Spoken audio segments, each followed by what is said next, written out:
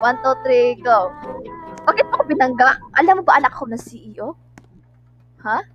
Bakit mo ko binangga? Hindi, anak ako ng guitar ko. Ha? Hindi kita naintindihan. Hindi mo naintindihan kasi hindi ko alam.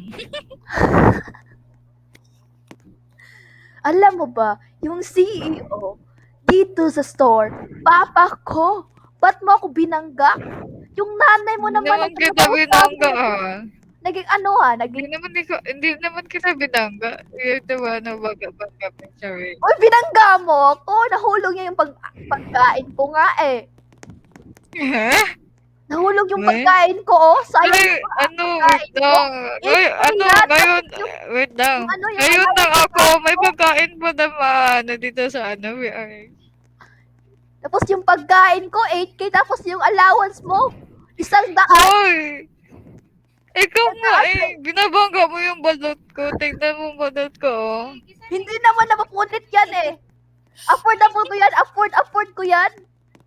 Kapag wala akong Magkano pake. yan? I don't care. Pero, alam mo ba yung Please sacrifice yung pagkain yan? Sino nagluto yan? Yung nanay ko.